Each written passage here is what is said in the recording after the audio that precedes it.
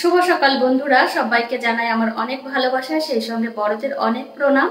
তো এখন ঘড়িতে সময় সকাল 11টা, চলে এসেছি রান্নাঘরে আর মাম্মামকে খাওয়াবো। ওইদিকে দেখো প্রেসার কুকারে খিচুড়িটা রান্না করা হয়ে গেছে। তো তোমাদের সঙ্গে নিয়ে আজকের ব্লগটি এই সকাল থেকেই শুরু করছি। তো চলো তোমরা দেখতে থাকো, আশা করছি তোমাদের খুব ভালো লাগবে।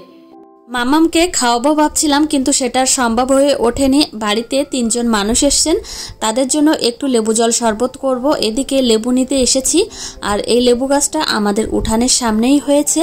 তো এই বছর প্রথম লেবু হলো, আর অনেক লেবু হয়েছে। লেবুগুলো তেমন একটা বড় হয়নি, ছোট্টই রয়েছে, কিন্তু যেটা বড় সেরকম দেখে একটা লেবু নেব। এই যে দেখো, এই লেবুটা বেশ বড় হয়েছে, তো এটা নিয়ে যাব। তো প্রথমেই বলেছিলাম চা বানিয়ে দিই, কিন্তু চা খাবে না। আর এখন যে প্রচণ্ড গরম, এই গরমে চা খেতে একদমই ইচ্ছা করে না। তো আমি ভাবলাম যে একটু লেবু জল শরবত করে দেওয়া যাক, ওই জন্যই কিন্তু এই যে লেবু জল শরবত করে দিচ্ছি। আর ফ্রিজ থেকে একটু ঠান্ডা জল নিয়েছি, একটু হালকা ঠান্ডা, তেমন বেশি ঠান্ডা না। আর এই যে লেবুগুলো এখন লেবুর রসটা দিয়ে দিচ্ছি, আর পরিমাণ মতো লবণ আর চিনি কিন্তু দিয়ে দেব।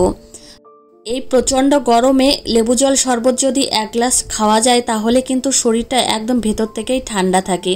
তো এদিকে লেবু জল শরবতটা কিন্তু আমি ঝটপট করে দিয়ে তারপর কিন্তু আবার মেয়েকে খাওয়াবো। তো এখন কি হয়েছে জানো তো, আমার মেয়ে সকাল সকাল ঘুম থেকে উঠে পড়ে।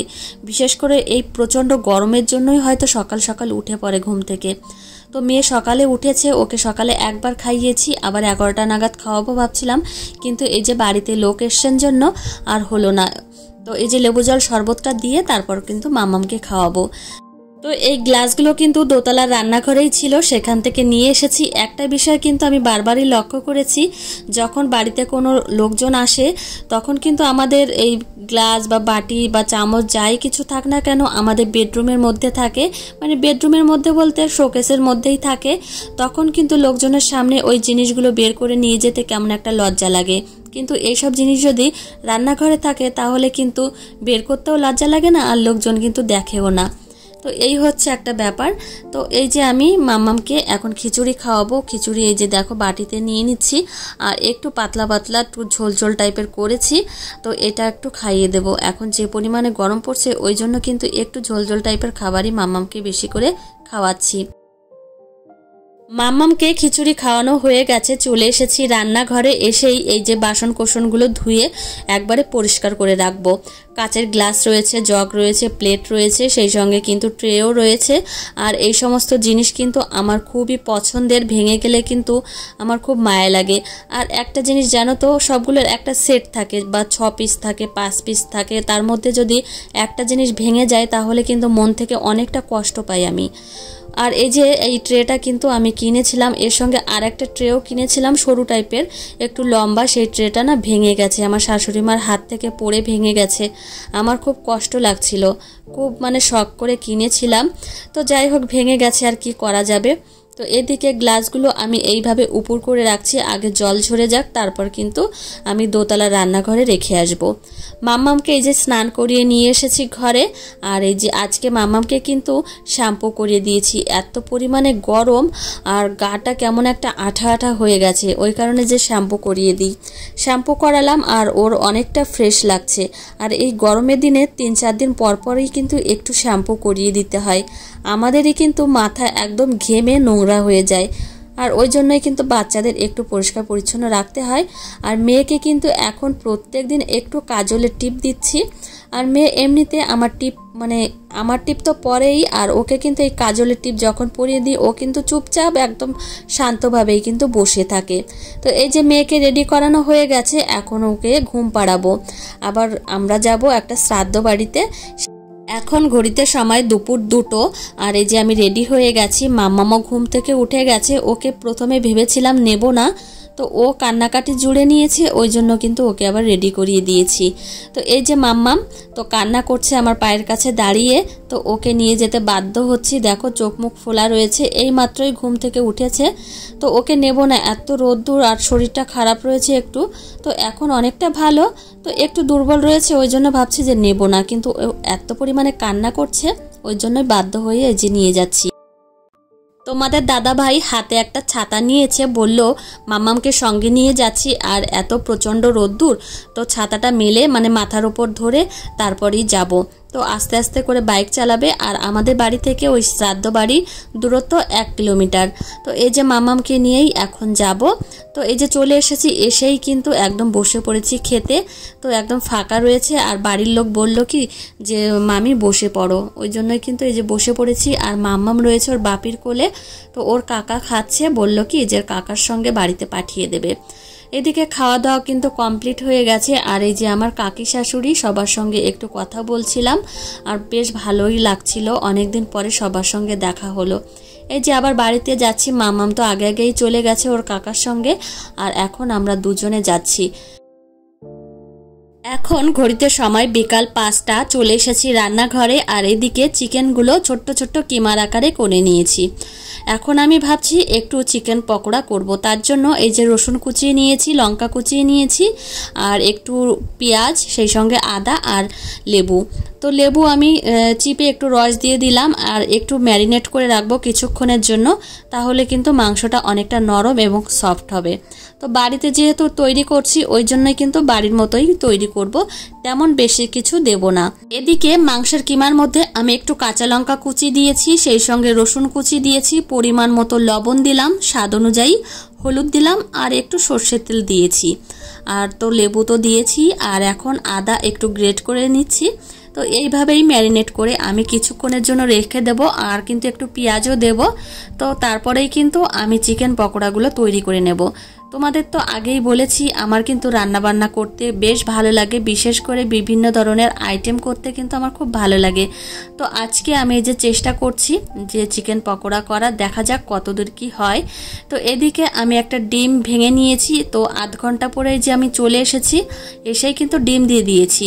আর এখন একটু বেসন দিলাম, সেই সঙ্গে একটু ময়দা দিলাম, দিয়ে ভালো করে মেখে নেব। মেখেই কিন্তু এই যে চিকেন পকোড়াগুলো তেলের মধ্যেই যে ছেড়ে দিচ্ছি।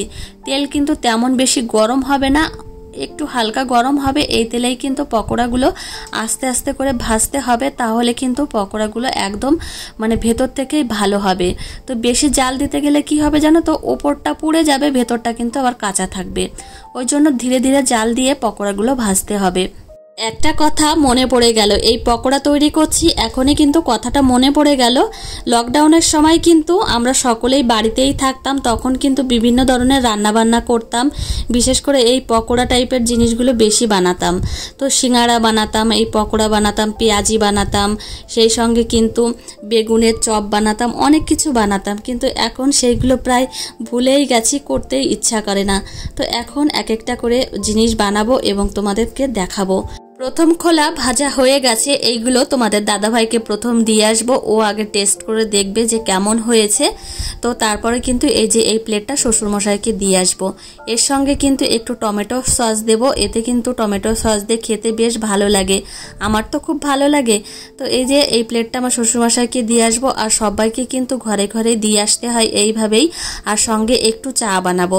তো এর সঙ্গে একটু চা না বানালে কিন্তু একদমই ভালো লাগে না। আর বিশেষ করে আমাদের বাড়িতে সকাল সন্ধ্যা কিন্তু দুবেলায় চা বানাতে হয়। আর এই যে একটু লিকার চা তৈরি করে নিচ্ছি, আর লিকার চা মানেই আমাদের বাড়িতে আদা দিয়ে করতেই হবে। প্রথমে শ্বশুরমশাইকে দিয়ে এসেছি, এই যে আমাদের জন্য এখন চা তৈরি করে নিচ্ছি।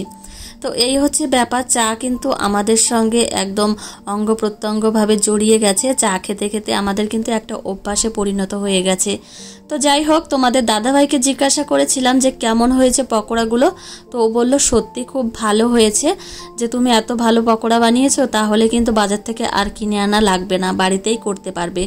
এই যে দেখো সব পকোড়া তৈরি করা হয়ে গেছে, আর এই যে ট্রে ধরে এখন ফ্যানের নিচে বসে আমি একটু খাবো, কেননা প্রচন্ড ঘেমে গেছি, কষ্ট হয়ে গেছে। এখন ঘড়িতে সময় রাত 8:30। তো এতক্ষণ বসেই ছিলাম, আর কিছু এডিটিং এর কাজ বাকি ছিল, সেইগুলোও করছিলাম। তো যাই হোক, মেয়ে আমার এখন ঘুমোচ্ছে, রান্নাবান্নাও করতে যেতে হবে।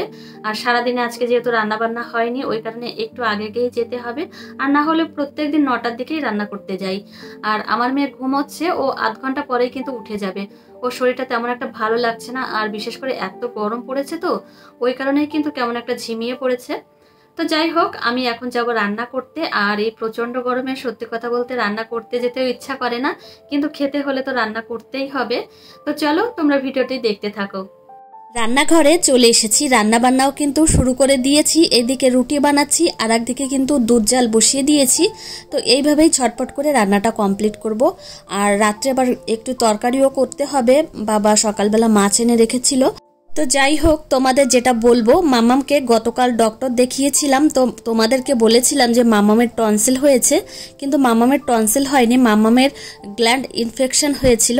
তো 2 দিনের ওষুধ দিয়েছেন ডক্টর, তো খেলেই কিন্তু ঠিক হয়ে যাবে। তো এখন অনেকটাই সুস্থ মামাম, কিন্তু একদমই সুস্থ বলতে গেলে চলে, কিন্তু 2 দিনের ওষুধ দিয়েছেন, 2 দিনের ওষুধ খেলেই কিন্তু একদম মামাম সুস্থ হয়ে যাবে। তো এদিকে আজকে কিন্তু ঝিঙে আলু দিয়ে একটু পাতলা ঝোল করেছি। এই যে দেখো, জিরে ফোড়ন দিয়ে মামামের জন্য একটু তুলে রাখলাম আলাদা করে। তো মামাম তো এখনো লঙ্কা খেতে পারে না, ওই কারণেই কিন্তু। আর এই যে আমাদের তরকারিটা হয়ে গেছে।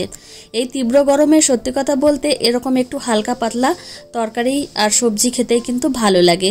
যাই হোক, রান্নাটা কিন্তু কমপ্লিট হলো। রাতের খাওয়া দাওয়া শেষ করে এই যে চলে এসেছি বিছানায়। আর মামাম দেখো ওই যে দাঁড়িয়ে রয়েছে আমার পেছনে। আর ও কখন ঘুমোবে তার কোনো ঠিক ঠিকানা নেই। এখন বাজে 11:27। তো ওর ঘুমোতে ঘুমোতে কিন্তু 12:30 কি 1টা বাজবেই। তো ওর সঙ্গে কিন্তু আমাকেও জেগে থাকতে হবে। তো যাই হোক বন্ধুরা, আজকের ভিডিওটি এখানেই শেষ করছি। তোমাদের কেমন লাগলো অবশ্যই জানিও। ভালো লাগলে একটা লাইক করো। আর দেখা হবে কিন্তু পরের ব্লগে। ততক্ষণে তোমরা সুস্থ থেকো, সাবধানে থেকো এবং নিজেদের খেয়াল রেখো। টাটা বন্ধুরা, গুড নাইট। টাটা বলো, টাটা টাটা বলো, টাটা বলো।